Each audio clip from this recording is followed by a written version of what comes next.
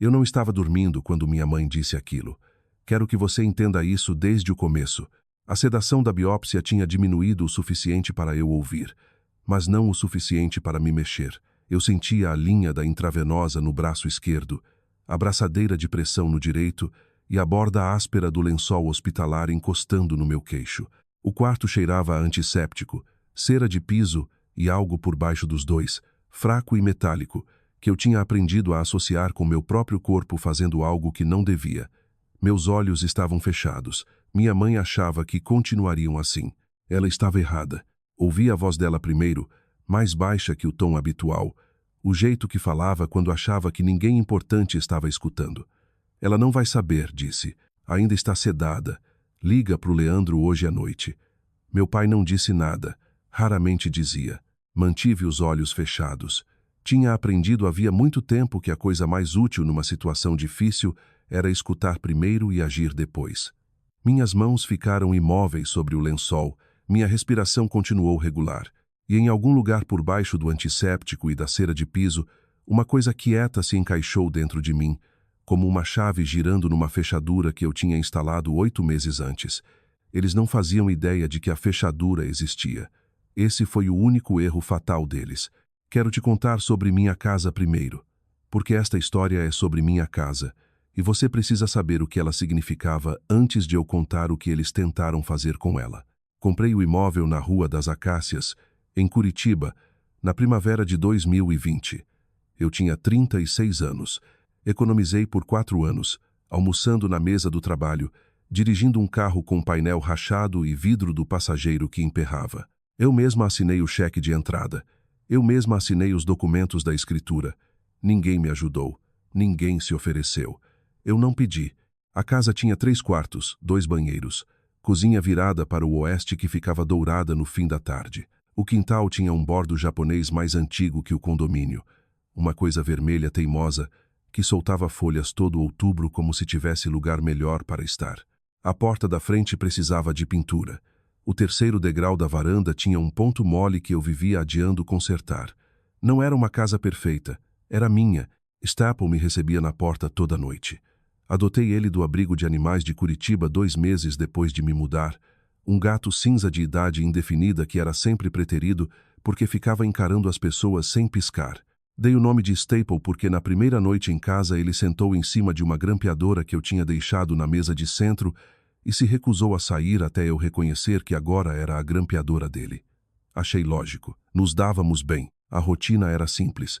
Trabalho, casa, Staple, jantar, os processos que tivessem me seguido do escritório. Sou paralegal imobiliária numa firma no centro de Curitiba. Faço esse trabalho há 11 anos. Conheço como a propriedade muda de mãos neste estado. Sei como é uma certidão de matrícula, como se registra uma garantia, o que uma escritura de transmissão causa mortes significa e não significa. Conheço a diferença entre o que um familiar pode autorizar legalmente e o que não pode. Esse conhecimento, como se viu, foi a coisa mais importante que eu possuo. No dia 7 de outubro do ano anterior à biópsia, eu estava na minha mesa comendo um sanduíche enquanto escutava a música de espera do cartório de registro de imóveis de Curitiba. O sanduíche era de peru com pão integral. A música era uma versão de piano de algo que eu não conseguia identificar. A ligação durou 11 minutos do início ao fim. Custou R$ 160 em taxas de registro. Quando a chamada terminou, eu tinha uma garantia averbada na matrícula do meu próprio imóvel. Também tinha uma escritura de transmissão causa-mortis registrada para um trust só no meu nome. E tinha uma revogação formal da procuração que minha mãe me pedira para assinar 3 anos antes, quando fiz um procedimento pequeno, e ela disse que era só por precaução. Coloquei o e-mail de confirmação numa pasta que chamei de referência. Terminei o sanduíche. Voltei ao trabalho. Não contei para ninguém que tinha feito isso, nem mesmo para Patrícia, que era minha colega mais próxima e sabia a maior parte das coisas que valiam a pena saber sobre minha vida. Alguns documentos não são para compartilhar, são para guardar. A pergunta que me fazem desde então, quando as pessoas finalmente descobriram, é: como você soube? A resposta é que eu não soube. Eu suspeitei. E tinha suspeitado por tempo suficiente para que a suspeita parasse de parecer acusação e começasse a aparecer informação. 3 semanas antes da biópsia, minha mãe ligou para saber de mim. Ela sabia que a crise estava se aproximando. Sempre acompanhava essas coisas. Perguntou como eu estava, o que o médico tinha dito, se eu estava comendo direito. Sabia o nome do meu reumatologista, do meu nefrologista e o nome da ala específica do hospital onde eu fazia as infusões. Meu pai estava na horta, disse ela. Os tomates estavam vindo bem. Perguntou muito casualmente sobre a casa. Se eu tinha pensado nas minhas opções, se fazia sentido simplificar as coisas, dada a minha saúde. Se eu tinha considerado que o patrimônio estava ali parado e algumas pessoas achavam mais fácil, nessas situações, ficar um pouco mais líquida. Eu disse que estava descansando e encerrei a ligação. Depois que desliguei, abri um documento no notebook. Tinha começado aquele documento 2 anos antes e acrescentava a ele de vez em quando desde então. No topo, em texto simples, estava escrito: Incidentes financeiros da família Mendes. Havia 7 entradas. Acrescentei uma 8ª. Depois anotei para ligar para o médico na segunda e confirmar a data da biópsia, e fui dormir. Eu tinha 14 anos quando entendi pela primeira vez como minha família funcionava. Minha avó materna faleceu naquele outubro. Uma mulher quieta chamada Vera, que guardara uma pequena poupança numa cooperativa de crédito em Curitiba durante a maior parte da vida adulta. Deixou alguns móveis, uma coleção de colheres decorativas que nunca usara e 21 mil reais. Não era uma fortuna. Era tudo o que ela conseguira juntar em 30 anos de vida cuidadosa. Meus óculos estavam quebrados havia 3 semanas. A haste esquerda tinha soltado da dobradiça que já estava frouxa desde a primavera anterior, e eu o segurava com fita adesiva cinza grossa da bancada do meu pai, do tipo usado em encanamento. A fita deixava marca no lado do nariz toda manhã. Eu estava economizando o dinheiro da babá para trocar. Faltavam R$ 235. Estava na cozinha pegando um copo d'água quando ouvi minha mãe dizer. Ela falava com meu pai na sala, não baixo o suficiente. O dinheiro da Vera vai para as aulas de dança da Beatriz. O estúdio tem um intensivo de primavera que é uma oportunidade incrível, disse ela. E o timing é perfeito. Depois completou. Mara está bem. Ela não reclama. Fiquei parada na pia com a água correndo e entendi, muito claramente, o que aquelas 4 palavras significavam. Não que eu estivesse bem, não que eu estivesse cuidada. O que ela queria dizer era que eu não tinha tornado minha necessidade visível o suficiente para competir. Beatriz vinha pedindo o intensivo de dança havia meses, alto e com insistência. Eu vinha dizendo nada, achando que um óculos quebrado era algo óbvio, algo que se via. Estava errada. Usei os óculos com fita por mais 8 meses. Quando finalmente juntei dinheiro suficiente para trocar sozinha, a fita tinha deixado uma pequena cicatriz na ponte do nariz que diminuiu ao longo do ano seguinte, mas nunca desapareceu completamente. Faz tempo que não penso nesses óculos. Pensei neles na manhã, depois que registrei a garantia. A crise que levou à biópsia vinha se formando desde agosto, mas o que me fez pegar o telefone e ligar para o cartório tinha acontecido antes, em junho. Outra internação, mais curta, só 2 noites em observação e corticoide intravenoso, enquanto meus rins decidiam se iam cooperar. Eu tinha voltado para casa havia menos de um dia quando meu celular mostrou 3 chamadas perdidas de um número que eu não reconhecia. Retornei. Era um corretor de imóveis. Tinha conseguido meu endereço por uma consulta pública e queria saber se eu estava interessada em discutir opções para o imóvel da Rua das Acácias. Disse que um familiar meu tinha entrado em contato com o escritório dele para manifestar interesse em colocar a casa à venda e sugerido que ele me procurasse diretamente. Agradeci e encerrei a ligação. Depois fiquei sentada à mesa da cozinha um bom tempo sem me mexer. Não era o primeiro incidente. Em 2019, minha mãe tinha tentado usar um cartão de crédito vinculado a uma conta que eu havia fechado no ano anterior para comprar móveis de sala online, que depois descreveu como um mal-entendido sobre qual cartão era qual. Em 2021, 2 semanas antes de um procedimento pequeno no ombro, ela me pediu para assinar uma procuração. Só por precaução, disse. Nunca se sabe. Eu assinei porque ia entrar em anestesia geral. Não queria discutir e me convenci de que era uma precaução razoável. Tinha me convencido de muitas coisas ao longo dos anos. Acrescentei a ligação de junho ao documento no notebook. Virou a entrada número 6. Depois abri um segundo documento em branco e comecei a anotar o que sabia sobre direito imobiliário no Paraná. Trabalhava com direito imobiliário havia uma década. Sabia exatamente quais ferramentas estavam disponíveis para um proprietário que quisesse tornar sua casa legalmente intocável. Uma garantia averbada no cartório se vincula à matrícula e não pode ser retirada sem o consentimento do credor. Não impede o proprietário de morar ou usar o imóvel. Impede qualquer venda ou transferência sem a participação do credor. Eu era ao mesmo tempo proprietária e credora. Era incomum, mas inteiramente legal. Uma escritura de transmissão causa mortes designa para onde o imóvel vai após a morte do proprietário, contornando o inventário. Uma vez registrada, vira registro público. Só pode ser revogada ou alterada pelo proprietário. Uma revogação formal de procuração averbada no cartório e enviada por ar ao agente nomeado encerra aquela autoridade de forma permanente. Fiz 3 ligações na semana seguinte. Completei toda a papelada numa terça à tarde, enquanto comia um sanduíche e escutava música de espera. Paguei R$ 160. Coloquei os e-mails de confirmação na pasta e voltei ao trabalho normal. Não me senti triunfante. Não me senti aliviada. Me senti do jeito que você se sente quando observa uma tempestade se formar no horizonte há muito tempo e, finalmente, em silêncio, fechou todas as janelas. A tempestade ainda vinha. As janelas estavam fechadas. Era só o que havia para fazer.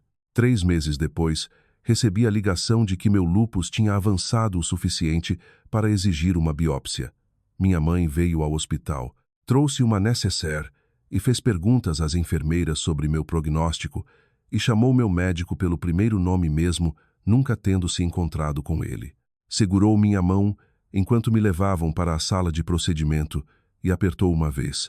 E eu pensei, enquanto a sedação começava a me puxar, ela me ama. Ama mesmo. Nunca duvidei disso. O que eu duvidava era se amor nessa família tinha algum dia significado a mesma coisa para nós duas. Patrícia Mendes estava me esperando na entrada do hospital quando me deram alta no 3º dia. Estava encostada no carro com os braços cruzados e um copo de café em cada mão, e não disse nada quando passei pelas portas automáticas. Só estendeu um dos copos. Peguei. Caminhamos até o carro. Ela dirigiu. Saímos do estacionamento do hospital e pegamos a avenida principal antes que ela falasse. Tá bom, disse. Me conta. Contei sobre o sussurro. A voz da minha mãe, baixa e certa. Ela não vai saber. Liga pro Leandro hoje à noite. O silêncio do meu pai. A qualidade particular de um quarto, quando as pessoas dentro dele acham que você não consegue ouvir. Patty escutou sem interromper. Fazia isso bem. 22 anos lendo documentos jurídicos tinham treinado ela para absorver a informação completamente antes de formar qualquer resposta, e trazia essa mesma disciplina para a conversa de um jeito que eu sempre respeitei. Quando terminei, ela ficou quieta um momento. Há quanto tempo você registrou a garantia? 8 meses. Ela assentiu devagar. Tomou um gole do café. Manteve os olhos na estrada. Boa menina, disse. Dirigimos o resto do caminho quase em silêncio, que era a coisa certa. Algumas informações precisam de tempo para assentar antes que alguém fale mais sobre elas. Patty entendia isso. Era uma das coisas que a tornavam uma boa colega e uma amiga melhor. Ela entrou quando chegamos em casa. Stapler investigou os sapatos dela com atenção e depois sentou nos pés, que era o jeito dele de indicar a aceitação provisória. Pat olhou para baixo. Esse gato nunca fez isso comigo, disse. Ele faz com todo mundo eventualmente, respondi. Só faz você esperar. Ela riu, que também era a coisa certa. Fiz mais café de verdade dessa vez, na cafeteira italiana pequena que minha avó tinha me deixado junto com as colheres decorativas. Levei para a mesa da sala e nos sentamos. A luz da tarde entrava pela janela da cozinha virada para o oeste, do jeito que sempre entrava àquela hora, transformando a parede do fundo num tom particular de âmbar que eu nunca tinha encontrado nome satisfatório. Staple abandonou os pés de Pat e foi se deitar no trecho de sol no chão. Você sabe que o que fez é incomum, disse Patty. Não era pergunta. Sei. Garantia sobre o próprio imóvel. É legal, eu disse. Sei que é legal. Faço isso há 22 anos. Ela segurou a caneca com as duas mãos. Estou dizendo que é incomum. A maioria das pessoas não pensa tão à frente. A maioria das pessoas não tem a mesma informação que eu tenho. Ela me olhou um momento. Você realmente achou que ela ia tentar? Não respondi imediatamente. Lá fora, um carro passou devagar pela rua. Alguém ligou um cortador de grama algumas casas adiante. Os sons normais de uma tarde normal. Achei que era possível, eu disse finalmente. Esperava estar errada. Patty assentiu devagar. Meu irmão, disse ela, vendeu um terreno que pertencia à nossa avó. Fez isso enquanto ela estava numa casa de recuperação depois da prótese de quadril. Tinha a procuração que ela assinara aos 73 anos porque confiava nele e não leu o escopo com atenção. Agiu rápido. Quando ela ficou bem o suficiente para fazer perguntas, o terreno já estava vendido e o dinheiro já estava numa conta que ela não conseguia acessar. Patty olhou para as mãos. Cortei ele completamente depois disso. Sem ligações, sem feriados, nada. Não me arrependo. Esperei porque dava para ver que ela não tinha terminado. Alguns dias eu me pergunto se desisti rápido demais, disse ela. Se perdi alguma versão das coisas em que ele entendia o que tinha feito e mudava. Depois lembro que ele me ligou exatamente 4 vezes nos últimos 6 anos, e todas as ligações foram sobre dinheiro que ele precisava. E a dúvida parou. O cortador de grama 2 casas adiante desligou. O quarto ficou quieto. Ainda não decidi o que vou fazer, eu disse. Eu sei, disse Patty. Você não precisa decidir hoje. Ela saiu por volta das 6. Fiquei na porta e observei o carro até ele virar no final da rua e desaparecer. Depois voltei para dentro e sentei à mesa da cozinha com o notebook aberto. Não abri o documento Incidentes Financeiros da Família Mendes. Tinha informação suficiente para pensar sem acrescentar mais. Em vez disso, abri o portal do cartório de registro de imóveis e busquei meu próprio endereço. A garantia apareceu imediatamente, exatamente onde eu tinha registrado. Instrumento número 2024 até 059872. Registrado às 14h43 do dia 7 de outubro. Meu nome, meu imóvel, meu instrumento. Depois busquei consultas recentes de matrícula associadas ao endereço. Isso era possível porque, como proprietária de registro e contato legal do imóvel, eu recebia notificação de certas interações com a matrícula. Era uma configuração que eu tinha ativado 11 meses antes, por motivos não relacionados, e nunca tinha desligado. Tinha havido uma consulta 3 dias antes. A parte solicitante não deixara nome, mas a consulta viera pela conta de um corretor. Anotei o número de referência da conta. Depois busquei no site da Crescipr o corretor Leandro Bassani, licenciado desde 2013. Situação ativa. Escritório principal numa imobiliária no norte de Curitiba, 4 quilômetros da minha casa. Eu já sabia o nome dele antes de minha mãe mencionar, no quarto do hospital. Ela tinha dito casualmente, 3 semanas antes. Numa ligação que eu encerrara cedo, só alguém do ramo dissera, um amigo de um amigo que conhece bem o mercado. Eu tinha anotado o nome depois de desligar. Busquei naquela mesma noite. A foto dele estava no site da imobiliária, um homem de aparência agradável, meia-idade, dentes bons e blazer azul marinho. Não estava com raiva de Leandro Bassani. Ele estava fazendo o trabalho dele. Pelo que sabia, tinha sido procurado por uma mulher que se descrevera como gestora de uma situação familiar e queria explorar opções de venda. Nada daquilo era obviamente errado à primeira vista. Ele não tinha como saber que o imóvel em questão pertencia inteiramente a outra pessoa, que a pessoa que o procurara não tinha autoridade para autorizar nada relacionado a ele. Descobriria isso quando fizesse a certidão de matrícula. Fechei o notebook. Staple pulou na cadeira ao meu lado e ficou encarando a parede do jeito particular dele, como se conseguisse ver algo ali que eu não via. Tinha lido uma vez que gatos seguem correntes de ar de insetos que não conseguem detectar de outra forma, que o que parece olhar para o nada é na verdade rastrear algo muito pequeno, muito rápido, quase invisível. Observei ele um tempo. Depois abri um novo documento. Não o arquivo de incidentes, não o registro de imóveis. Só uma página em branco. No topo digitei, coisas que sei com certeza. Embaixo comecei uma lista. A lista tinha 11 itens quando parei. Li uma vez. Tudo ali estava correto. Tudo ali continuaria correto amanhã.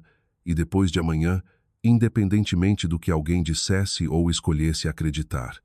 Salvei o documento na mesma pasta da confirmação da garantia. Dei o mesmo nome que dava a tudo. Simples, com data, sem drama. Leandro Bassani ainda não tinha ligado, mas ligaria.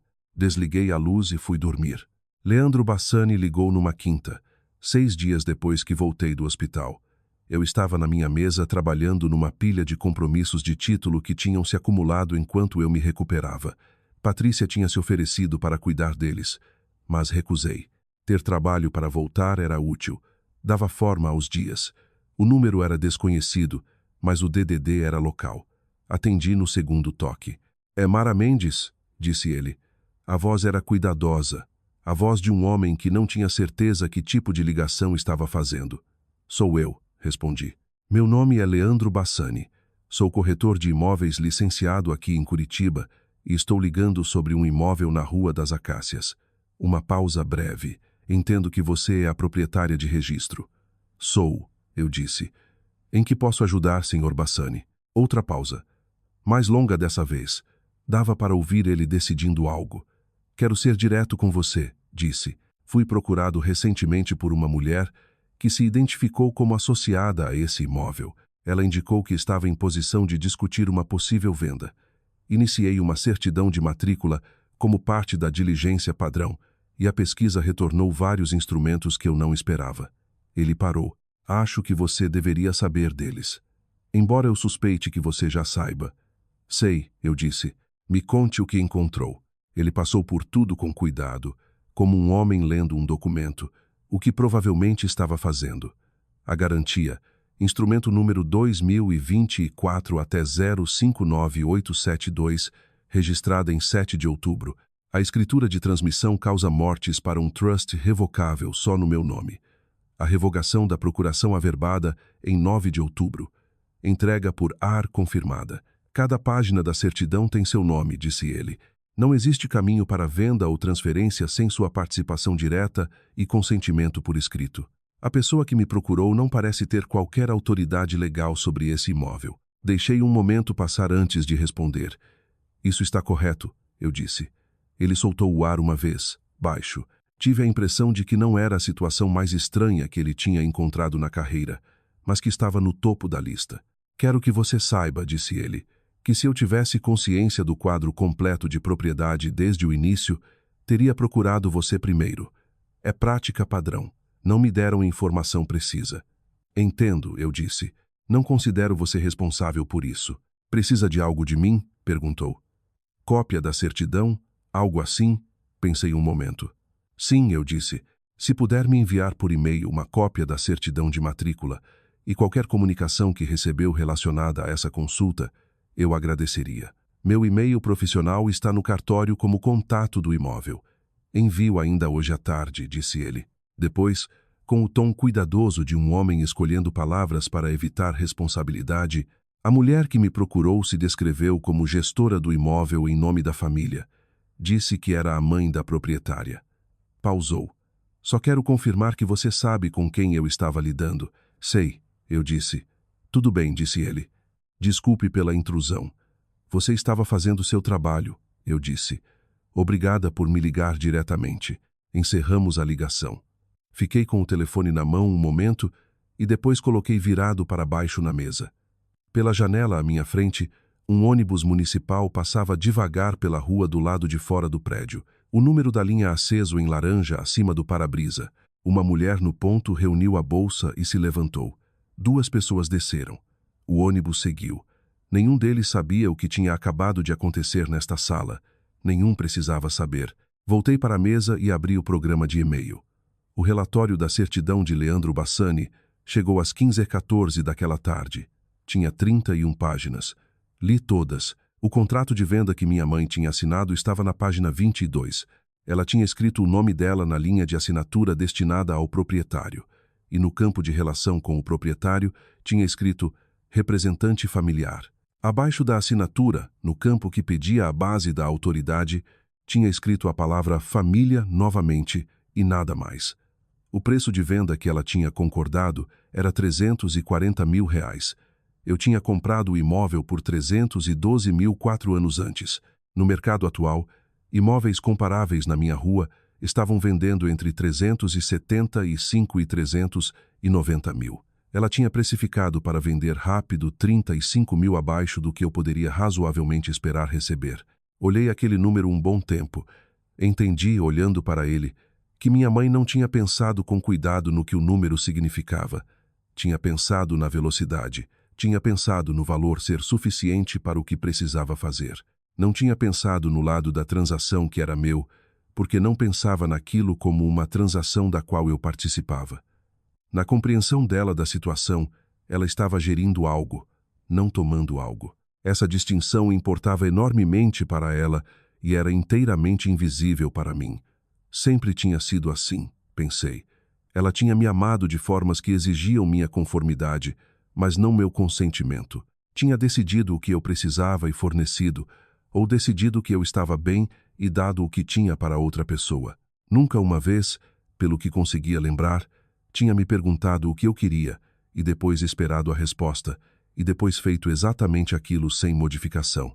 Não era crueldade. Quero ser precisa quanto a isso. Não era crueldade. Era algo mais ordinário e, de certa forma, mais difícil de nomear. Um hábito de olhar para as pessoas sob seus cuidados e ver sua própria avaliação delas em vez das pessoas em si. R$ 47 faltando para óculos. Bem, ela não reclama. 340 mil por uma casa que valia mais. Vender rápido. Ela não vai saber. Salvei o relatório de matrícula na pasta. Depois abri uma nova aba no navegador. Naveguei até o portal público do Cartório de Registro de Imóveis de Curitiba e confirmei, para meus próprios registros, que todos os instrumentos que eu tinha registrado ainda estavam no lugar e exatamente como eu os havia registrado. Estavam. Fechei a aba. Minha mãe ligou naquela noite. Eu estava na cozinha esquentando sobras quando o telefone acendeu com o nome dela. Observei tocar. 4 vezes, depois 5. Coloquei virado para baixo no balcão e terminei de esquentar a comida. Ela ligou de novo 20 minutos depois. Deixei cair na caixa postal. Mandou mensagem às 9 da noite. A mensagem dizia: Mara, acho que precisamos conversar de verdade. Tem coisas que você não entende sobre essa situação. Por favor, me liga. Li. Não respondi. Havia uma parte de mim, uma parte que reconhecia e não descartava, que queria ligar de volta. Não para discutir, só para ouvir ela explicar com as próprias palavras. Ver como enquadraria, que linguagem escolheria para transformar 31 páginas de documentos assinados em algo que fizesse sentido para ela. Eu estava curiosa com isso, do jeito que se fica curioso com um mecanismo que não consegue entender, e não tem certeza se quer entender. Mas também estava cansada, meu braço doía onde tinha estado a intravenosa, e Staple estava sentado na mesa da cozinha, me olhando com seus olhos amarelos, sem piscar. Eu sei, disse para ele. Ele desviou o olhar. Comi meu jantar. Fui dormir. Minha mãe ligou mais 4 vezes nos 2 dias seguintes. Deixei todas caírem na caixa postal. Não escutei os recados. Dava para ver pela tela de notificação que cada um tinha entre 2 e 4 minutos, o que me dizia que ela tinha muita coisa para dizer, mas escolhia dizer para uma gravação em vez de reconhecer que eu poderia não atender. Na manhã do 3º dia, mandou uma mensagem que dizia: Vou aí esta tarde. Digitei de volta: Por favor, não. Ela não veio. Naquela noite minha irmã ligou. O número de Beatriz apareceu na tela às 19h43 e considerei um momento antes de atender. Não tínhamos contato regular. Nunca fomos próximas do jeito que algumas irmãs são próximas, ligadas por proximidade e linguagem compartilhada e história de escolher uma a outra. Tínhamos crescido na mesma casa e depois crescido em direções diferentes. E quando viramos adultas, a distância entre nós tinha se tornado simplesmente a forma das coisas, desimportante e não comentada. Atendi. Mara, disse ela. A voz estava mais baixa que o habitual. Preciso te contar uma coisa. Tá bom, eu disse. Uma pausa. O som dela se mexendo, uma cadeira, algo colocado sobre uma superfície. Eu não sabia que ela ia tentar vender a casa, disse. Quero que você saiba disso. Achei que ela ia te pedir dinheiro pro carro, tipo um empréstimo. Achei que ela ia falar com você primeiro. Não disse nada. Descobri o que ela estava realmente fazendo há umas 2 semanas, disse Beatriz.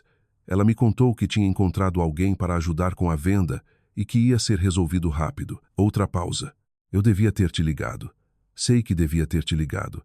Não sabia o que dizer e ficava pensando que talvez resolvesse de outro jeito e eu não precisaria. Lá fora o bairro estava se acomodando no entardecer. Um cachorro latiu 2 vezes em algum lugar da rua e depois ficou quieto. Eu conseguia ver o bordo japonês no quintal pela janela da cozinha, as folhas escuras na luz que diminuía. Beatriz, eu disse, quando você descobriu há 2 semanas, o que achou que ia acontecer? Ela não respondeu imediatamente. Não sei, disse finalmente. Acho que pensei que talvez você não descobrisse até depois. E depois? Outro silêncio. Mais longo. Não sei, disse ela de novo, e dessa vez as palavras eram menores, e eu acreditei nela, porque era a resposta mais honesta e também a mais difícil. Ela não tinha pensado além do ponto de não precisar tomar uma decisão. Tinha ficado esperando a situação se resolver sozinha em alguma direção que não exigisse que ela escolhesse um lado. Tinha 27 anos. Tinha crescido sendo a pessoa para quem as coisas eram arranjadas, não a pessoa que arranjava. Não achava que ela era uma pessoa ruim. Achava que nunca tinha sido obrigada a sentar com o desconforto tempo suficiente para entender o que significava. Não vou te cortar, eu disse, mas preciso que você entenda uma coisa. Você soube por 2 semanas e não me ligou. Isso foi uma escolha. Pode não ter parecido, mas foi. E vou lembrar que foi feita. O silêncio que se seguiu foi de um tipo diferente dos anteriores, mais pesado, do tipo que significa que algo está assentando em vez de se construir. Desculpa, disse ela. Eu sei, eu disse. Tem algo que eu possa fazer?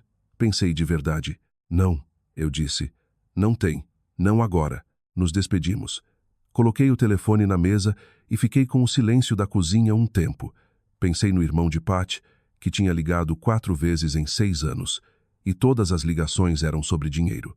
Pensei na diferença entre alguém que diz desculpa porque entende o que fez e alguém que diz desculpa porque quer que a conversa termine. Ainda não tinha certeza de qual Beatriz era. Não tinha certeza se ela mesma sabia. O que eu sabia era que a mecânica do que tinha acontecido agora estava completamente clara para mim e completamente documentada, e que era hora de agir. Na manhã seguinte cheguei cedo ao escritório e fui direto para a sala de canto no fim do corredor onde Geraldo March, o sócio sênior da firma, advogava direito imobiliário havia 37 anos. Bate na porta aberta. Ele olhou por cima do que estava lendo e acenou para eu entrar. Sentei em frente a ele e expliquei a situação na ordem em que tinha ocorrido. Ele escutou sem interromper, que era o jeito dele. Quando terminei, ficou quieto um momento. Você mesma registrou a garantia 8 meses atrás. Olhou para mim com uma expressão que eu não conseguia ler completamente. Algo entre respeito profissional e leve preocupação. Você sabe que poderia ter vindo até nós, disse. Sei, eu disse. Queria fazer o registro inicial sozinha. Estou pedindo ajuda agora. Ele assentiu devagar. Do que você precisa? 2 coisas, eu disse. Uma carta de cessação e desistência endereçada à minha mãe, expondo que ela tentou colocar à venda um imóvel sobre o qual não tinha qualquer direito legal, que assinou um documento como representante autorizada sem autorização e que qualquer contato futuro com corretores ou cartórios sobre esse imóvel será tratado como questão jurídica em andamento. Geraldo pegou uma caneta. E a segunda coisa, Leandro Bassani vai protocolar uma denúncia no Cresci-PR sobre a informação incorreta que recebeu quando minha mãe o procurou. Quero que enviemos uma carta de apoio ao Conselho, documentando os instrumentos registrados e confirmando o caráter não autorizado da tentativa de venda. Geraldo anotou um momento. Depois pousou a caneta e me olhou. Isso vai complicar as coisas com sua família, disse. Já estão complicadas, eu disse. Segurou meu olhar um momento. Depois abriu uma gaveta e tirou um bloco de anotações novo. Tá bom, disse. Vamos começar pela cessação e desistência. A carta foi enviada por AR 4 dias depois. Sei a data exata porque eu mesma a redigi e salvei uma cópia na mesma pasta onde guardava a confirmação da garantia, o relatório de matrícula, o documento que Leandro Bassani tinha me enviado, a revogação da procuração e a entrada que tinha acrescentado ao arquivo de incidentes no dia que voltei do hospital. A pasta tinha um nome. Tinha nomeado do jeito que nomeava tudo. Referência. Minha mãe assinou o recebimento da carta AR numa terça de manhã.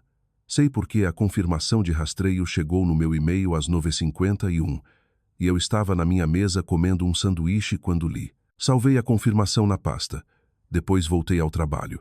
Minha mãe recebeu a carta AR numa terça. Ligou para mim na quarta de manhã, às 8h17. Eu já estava na mesa. Tinha chegado às 7h30, o que era mais cedo que o habitual, e sabia quando sentei que a ligação viria naquele dia. A carta do escritório de Geraldo era precisa e completa, e deixava muito pouco espaço para interpretação. Minha mãe leria e ligaria, porque nunca na vida tinha recebido informação com a qual discordava e escolhido simplesmente sentar com ela. Atendi no segundo toque. Mara, disse ela. Mãe, eu disse. Uma pausa breve. Dava para ouvir a respiração dela, ligeiramente mais rápida que o normal. Recebi uma carta, disse. Sei. De um escritório de advocacia. Sei. Outra pausa. Quando falou de novo, a voz tinha mudado ligeiramente para o tom que usava quando estava trabalhando em direção a algo. Acho que houve um mal-entendido, disse. Acho que as coisas ficaram complicadas de um jeito que ninguém pretendia. E acho que se pudéssemos só conversar como adultas, poderíamos resolver tudo isso sem advogados envolvidos. Deixei um momento passar. Depois disse, Mãe, não vou discutir sobre a carta. Quero te contar algumas coisas e gostaria que você escutasse. Ela ficou quieta, o que para ela era incomum. No dia 7 de outubro do ano passado, eu disse, registrei uma garantia sobre meu imóvel no cartório de registro de imóveis de Curitiba. Também registrei uma escritura de transmissão causa-mortis para um trust só no meu nome e revoguei formalmente a procuração que você me pediu para assinar em 2021. Os 3 instrumentos são registro público. Você pode consultar pelo endereço ou pelo número do instrumento. Posso te dar os números se precisar. Silêncio. Quando você procurou Leandro Bassani e pediu para colocar meu imóvel à venda, ele fez uma certidão de matrícula. Meu nome aparecia em todas as páginas daquela certidão. Ele me ligou diretamente porque sou a proprietária de registro e o contato legal do imóvel. Me enviou cópia do contrato de venda que você assinou. Pausei. Você assinou como representante autorizada. Você não é minha representante autorizada. Não é desde 9 de outubro do ano passado, quando a revogação da procuração foi averbada e enviada para você por ar. Outro silêncio. Mais longo. Mara, disse ela. A voz estava diferente agora. O tom de trabalhar em direção a algo tinha sumido. Eu estava tentando ajudar. Sei que você acredita nisso, eu disse. Beatriz precisa de um carro. Está passando dificuldade. Você tem patrimônio parado aí e não está usando. E eu só pensei que se pudéssemos agir rápido enquanto você estava no hospital e não fazer uma grande coisa disso, você veria que fazia sentido e poderíamos todos seguir em frente. Não respondi a isso. Você teria entendido eventualmente, disse ela. Você sempre acaba entendendo. Aquela frase pousou num lugar específico. Deixei pousar. Deixei ficar onde caiu sem pegar nem mover. Mãe, eu disse, quero te perguntar uma coisa. Quando você estava no quarto do hospital e achou que eu ainda estava sedada, o que ia me contar que tinha acontecido com a casa? A pausa dessa vez foi a mais longa até então. Achei que resolveríamos, disse ela finalmente. Resolveríamos, eu disse. Achei que você entenderia depois que estivesse feito, depois que Beatriz tivesse o que precisava e as coisas tivessem se acalmado. Achei que você veria que fazia sentido. Eu tinha sabido, em alguma parte de mim, o que ela diria. Tinha sabido antes de perguntar. E mesmo assim, ouvindo declarado claramente, havia uma qualidade no momento que eu não tinha antecipado completamente. Não surpresa. Algo mais parecido com a sensação de uma respiração longa contida finalmente saindo do corpo. A confirmação de algo que eu tinha esperado estar errado e agora sabia que não estava. Não acho que você quis me machucar, eu disse. Quero ser clara quanto a isso. Não acho que crueldade foi o que foi. Ela fez um som que podia ser o começo de alívio. Mas, eu disse, você ia vender minha casa enquanto eu estava sedada numa cama de hospital. Você tinha um preço, tinha um corretor, tinha um cronograma, E quando se convenceu disso, usou a mesma lógica que usou a vida inteira. Mara está bem. Mara vai entender. Mara não precisa disso do jeito que outra pessoa precisa. Pausei. Tenho sido bem porque aprendi muito jovem que ser bem era o único papel disponível para mim nessa família. Tenho sido bem porque me fiz bem, sem ajuda, porque a ajuda ia para outro lugar, e acabei de terminar de ser usada como alavanca por causa disso. Ela disse meu nome. A carta permanece, eu disse. Os instrumentos estão no lugar. Meu escritório está apoiando a denúncia ao Cresce. Se você contatar qualquer corretor ou cartório sobre meu imóvel, será tratado como questão jurídica. Isso não é ameaça, é o que a carta diz. Um silêncio longo. Depois a voz do meu pai entrou na linha. Tinha tirado o telefone da mão dela. Isso, em 38 anos, era algo que ele tinha feito talvez 2 vezes. Mara, disse. Pai, eu disse. Uma pausa. Dava para ouvir ele nela. O peso de um homem que tinha passado décadas escolhendo o caminho de menor resistência e agora se via no fim de um caminho mais longo do que tinha barganhado. Eu disse para ela te ligar primeiro, disse. As palavras eram pequenas. Não eram um pedido de desculpas. Eram a coisa mais próxima de um que ele conseguia produzir. E eu entendi que, para ele, dizer aquilo já era um ato que custava algo. Eu sei, pai, eu disse. Uma batida de silêncio. Os tomates estão vindo bem, disse ele. Muito bons este ano. Não soube o que fazer com aquilo por um momento. Depois algo em mim, algo que não era a parte que mantinha registros ou gerenciava documentos ou segurava uma linha firme, se mexeu muito ligeiramente, do jeito que uma tábua do assoalho se mexe quando o peso sai de cima dela. Que bom, pai, eu disse. Ouvi ele passar o telefone de volta para minha mãe. Você está nos cortando? Disse minha mãe. A voz tinha mudado de novo.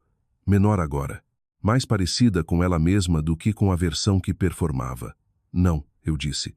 Mas as coisas estão diferentes agora. Você sabe que estão.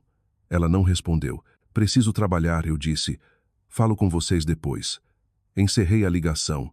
Coloquei o telefone na mesa. Lá fora a manhã estava clara e pálida. O tipo de céu de outubro que parecia frágil, como algo atrás de vidro. Um pombo pousou no parapeito da janela do outro lado da rua. Olhou para o nada um momento e depois voou. Abri o notebook. Fiquei com o silêncio do escritório um tempo, o zumbido do prédio, o som distante do elevador. Depois abri um novo documento e digitei, no topo, coisas que agora são verdade. Fiquei um momento com o cursor piscando. Depois comecei a escrever. A lista era mais curta que a anterior. 5 itens. Li 2 vezes. Tudo ali era preciso. Tudo ali continuaria preciso amanhã e depois de amanhã, independentemente do que alguém dissesse ou escolhesse acreditar. Salvei na pasta de referência. Depois peguei a pilha de compromissos de título que estava trabalhando e encontrei onde tinha parado e continuei. O trabalho era o mesmo de sempre. Documentos, instrumentos, fato registrado. A diferença era que hoje, pela primeira vez em muito tempo, os fatos todos apontavam na mesma direção. Almocei na mesa. Patrícia passou ao meio-dia para deixar um processo e não perguntou como eu estava, o que era exatamente certo. Perguntaria quando fosse a hora de perguntar. Nós duas sabíamos quando seria. Às 16h30 arrumei a bolsa e caminhei até o estacionamento e dirigi para casa. Staple estava esperando na porta. A semana depois da ligação, mudei tudo o que podia mudar. Comecei pelo hospital. Liguei para o setor de atendimento ao paciente e atualizei meu contato de emergência, substituindo o nome e número da minha mãe pelo de Patrícia Mendes. A mulher ao telefone perguntou se eu queria remover o contato anterior completamente ou só mudar a designação primária. Fez a mudança enquanto eu estava em espera e, quando voltou, confirmou e me deu um número de referência que anotei e arquivei. Depois liguei para a operadora de plano de saúde. Atualizei a informação de beneficiário na minha apólice de vida. Atualizei o contato listado na conta do plano de saúde. Liguei para a administradora que cuidava dos contratos de manutenção da casa e retirei o nome da minha mãe da lista de pessoas autorizadas a contatar, Luz em meu nome. Ela tinha estado naquela lista por 2 anos. Não conseguia lembrar de ter adicionado. Retirei. Mudei as respostas das perguntas de segurança nas minhas contas financeiras porque minha mãe sabia o nome do meu primeiro animal de estimação o nome da rua onde cresci e o modelo do meu primeiro carro, porque eram as coisas que se sabe sobre os próprios filhos e as coisas que aquelas contas tinham me pedido para lembrar. Mudei para coisas que ela não sabia, coisas que nunca tinha contado para ninguém. Cada mudança levou entre 4 e 20 minutos. Mantive uma lista do que tinha feito, a data e o número de confirmação. No fim da semana, a lista tinha 19 itens. Coloquei na pasta de referência. Não me senti com raiva enquanto fazia nada disso. Quero ser precisa quanto a isso. O que senti foi algo mais próximo de concentração, a qualidade particular de atenção que vem quando uma tarefa é ao mesmo tempo necessária e finita. Tinha começo e teria fim, e cada passo era claro. Sempre trabalhei melhor em condições assim. Na quinta, recebi um recado de voz de um número que não reconhecia. O DDD era local, mas o número era desconhecido. Quase deletei sem escutar. Depois algo me fez reproduzir. A voz do meu pai veio pelo alto-falante, um pouco alta demais do jeito que ele sempre era em recados de voz, como se não tivesse certeza de que a gravação chegaria do outro lado. Mara, disse. Aqui é o pai, seu pai, Edson. Estou ligando do telefone do vizinho porque, bem, enfim, uma pausa. Ao fundo dava para ouvir o que parecia televisão. Só queria dizer que os tomates vieram muito bons este ano. Muito bons. Posso levar alguns aí.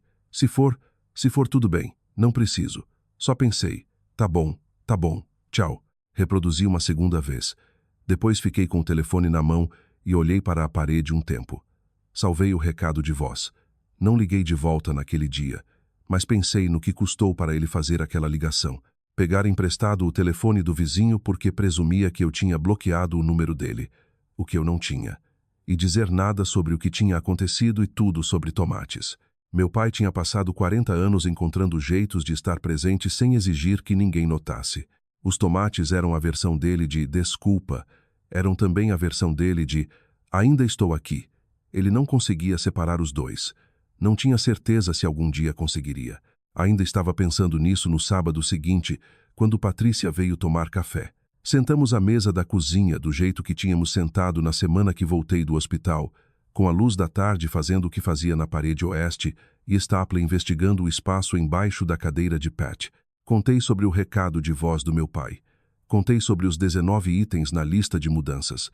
Contei que Geraldo tinha confirmado que o Cresce-PR recebera a denúncia de Leandro Bassani e a carta de apoio da firma e que o conselho tinha aberto uma apuração sobre o incidente, o que provavelmente resultaria numa anotação formal no registro relacionada à tentativa de venda não autorizada. Pat escutou. Tomou o café. Não disse nada até eu terminar. Você está bem? Perguntou. Era a primeira vez que alguém me perguntava isso diretamente desde o hospital. Considerei a pergunta seriamente, que é o único jeito que sei considerar perguntas. Acho que sim, eu disse. Não me sinto do jeito que achei que me sentiria. Como achou que se sentiria? Olhei para a caneca. Mais limpa, eu disse. Achei que sentiria mais limpo que isso. Patty assentiu devagar. É porque não está limpo, disse ela. Só está feito. Não são a mesma coisa. Staple saiu debaixo da cadeira de Pat e pulou na mesa, o que ele não devia fazer. Nenhuma de nós se mexeu para impedir. Ele caminhou até o centro da mesa e sentou e olhou para a parede com grande propósito. Meu irmão, disse Patty, uma vez me ligou no meu aniversário para pedir emprestado meu carro por uma semana. Tinha esquecido que era meu aniversário. Realmente não fazia ideia. Quando apontei, disse feliz aniversário e depois perguntou do carro de novo. Pegou a caneca. Acho que algumas pessoas simplesmente não têm capacidade de entender que outras pessoas têm interiores. Veem a superfície e assumem que é só isso que existe. Pensei no contrato de venda. Representante familiar. A palavra família é escrita 2 vezes onde deveria haver uma explicação. Ela achou que sabia o que era melhor para mim, eu disse. Ela achou que sabia o que era melhor, disse Patty. Você era parte da equação, não o centro dela. A luz da tarde se moveu pela parede do jeito que sempre se movia. Staple se entediou com o que quer que estivesse observando e se deitou no centro da mesa com o queixo nas patas. Os tomates, eu disse. O que tem eles? Meu pai disse que talvez trouxesse alguns. Pausei. Vou deixar ele trazer. Pat me olhou um momento. Tá bom, disse. Não porque as coisas são as mesmas, eu disse. Não são. Mas ele tem 63 anos e pegou emprestado o telefone do vizinho para deixar um recado sobre tomates. Ele tem 63, disse Patty. Eu sei, eu disse. Pareceu 83. Ela riu. Um riso de verdade, curto e desprotegido. E então eu ri também, o que me surpreendeu, porque não esperava rir aquela tarde, e meu corpo aparentemente não tinha sido notificado. Passou. O quarto voltou ao seu silêncio. Você fez a coisa certa, disse Patty. Não sobre os tomates, sobre tudo. Não precisava especificar, e eu não precisava perguntar. Sei, eu disse. Servi mais café. Ficamos até a luz mudar e a tarde virar outra coisa, e Staple adormecer no centro da mesa. Uma pata estendida na direção do açucareiro como se estivesse tentando alcançá-lo quando o sono o pegou. Deixamos ele ficar ali. A garantia continua averbada. Tenho sido perguntada, desde que a situação se resolveu, se planejo retirar. A resposta é não, e o motivo é simples. Um instrumento registrado é um registro permanente, e eu sempre acreditei em registros permanentes. A garantia não me impede de morar na minha casa, nem de fazer o que quiser com ela. Impede que alguém venda ou transfira o imóvel sem meu envolvimento. Isso era verdade antes de qualquer coisa acontecer. Continua verdade agora. Não vejo motivo para mudar. O Cresci PR concluiu a apuração sobre a tentativa de venda não autorizada e emitiu uma anotação formal relacionada ao incidente. Leandro Bassani cooperou plenamente. Não tinha feito nada errado e a anotação reflete isso. A carta do conselho chegou à firma numa quarta e Geraldo trouxe pessoalmente, o que não precisava fazer, mas fez. Coloquei na pasta de referência. Minha mãe não respondeu à carta de cessação e desistência com qualquer correspondência escrita. Ligou uma vez, 2 semanas depois da última vez que falei com ela, e deixou um recado de voz que escutei dessa vez. Tinha 3 minutos e 40 segundos. Disse que queria que eu soubesse que só tinha tentado fazer o certo pela família. Disse que não entendia por que as coisas tinham que ser assim. Disse que esperava que eu pensasse no que estava fazendo com todos nós. Escutei 2 vezes. Depois arquivei na mesma pasta e não liguei de volta. Ela não ligou desde então. Meu pai trouxe tomates em setembro. Tocou a campainha numa tarde de sábado e deixou uma sacola de papel na varanda e voltou para o carro antes que eu chegasse à porta. Observei ele se afastar pela janela. Depois levei os tomates para dentro. Eram bons tomates, tipo Roma, densos e vermelho escuros, do tipo que mantém a forma quando cortados. Usei ao longo da semana e meia seguinte. Pensei nele toda vez. Beatriz me manda mensagem às vezes. Coisas breves. Uma foto de algo que passou no caminho do trabalho. Uma pergunta sobre uma receita que nós duas comemos crescendo. Um ocasional, como você está? Ao qual respondo com, bem, que é preciso. E ela responde com, que bom. E geralmente é onde termina. Ainda dirige o Corolla com vidro traseiro rachado. Sei disso porque mencionou uma vez. Sem reclamar. Só como informação. Não comentei. Ela não pediu nada. Notei isso. Ainda não sei o que fazer com isso. Uma tarde de outubro. 1 ano exato depois que registrei a garantia. Sentei à mesa da cozinha com um bloco de anotações e escrevi uma lista que não tinha nada a ver com documentos ou instrumentos ou fatos registrados. A porta da frente precisava de pintura. O terceiro degrau da varanda ainda tinha aquele ponto mole. A cerca dos fundos tinha um trecho que começara a inclinar de um jeito que eu vivia adiando resolver desde a primavera. Tinha pensado, por um tempo, em plantar algo ao longo do lado sul do quintal. Lavanda, talvez? Ou sálvia. Algo que voltasse sozinho sem exigir muita atenção. Tinha adiado essas coisas do jeito que se adia coisas que são suas e só suas, e continuarão lá quando você chegar nelas. Sempre tinha algo mais urgente. Formulários para preencher, documentos para rastrear, instrumentos para registrar, incidentes para catalogar. A casa tinha sido a coisa que eu estava protegendo.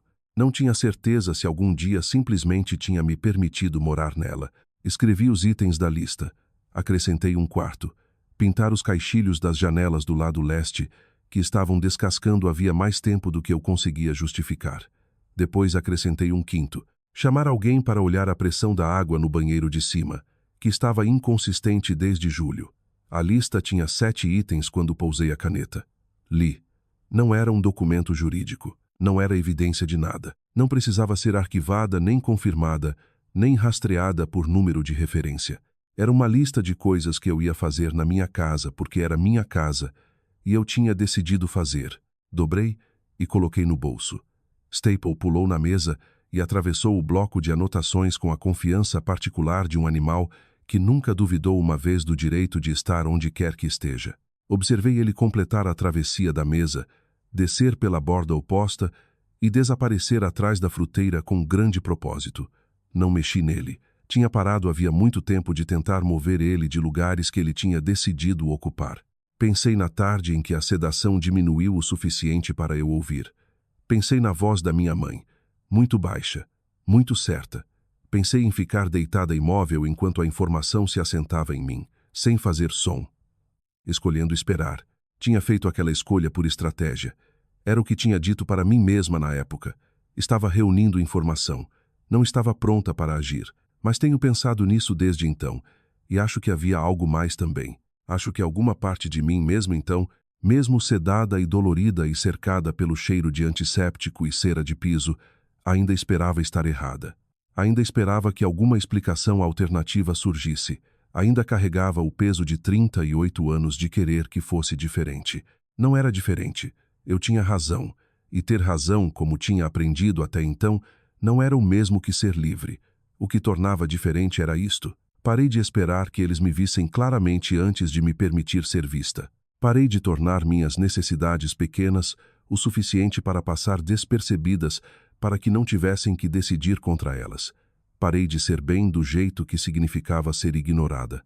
Os óculos tinham levado 8 meses e R$ 235, e eu os tinha trocado sozinha, e ninguém tinha notado. A casa tinha levado 4 anos, e cada real que eu tinha, e eu a tinha comprado sozinha, e a tinha protegido sozinha, e era minha. Levantei da mesa e fui pegar o casaco. A tarde estava fresca e clara, e eu tinha decidido caminhar até a loja de ferragens no fim do quarteirão e pegar uma cartela de cores para a porta da frente. Ainda não sabia que cor queria. Achei que saberia quando visse. Staple me observava da janela da cozinha enquanto eu descia os degraus da varanda. Parei no terceiro, o mole, e senti ele ceder ligeiramente sob meu peso do jeito que sempre cedia. Anotei para consertar. Depois continuei andando. Tem algo que ninguém te conta sobre ser a pessoa confiável da família. Dizem que é um elogio. Dizem que significa que você é forte, capaz, autossuficiente. O que não te contam é que também pode virar uma permissão. Um acordo silencioso, feito sem seu conhecimento, de que suas necessidades são opcionais, que seus recursos estão disponíveis, que porque você sempre se virou antes, vai se virar de novo, e portanto ninguém precisa perguntar. Mara não parou de ser confiável. Parou de estar disponível para exploração vestida de confiabilidade. Essa é uma distinção que vale a pena sentar com, porque é uma que a maioria das pessoas leva muito tempo para fazer claramente. A lição prática aqui é real e vale ser declarada com clareza. Se você tem imóvel, saiba o que está registrado na matrícula. Saiba quem tem autoridade sobre seus assuntos e o que essa autoridade realmente cobre. Uma procuração não é uma formalidade. Uma garantia não é complicada de registrar. Uma escritura de transmissão causa mortes não é só para idosos. Essas são ferramentas que existem para te proteger e funcionam melhor quando usadas antes de precisar delas, não depois.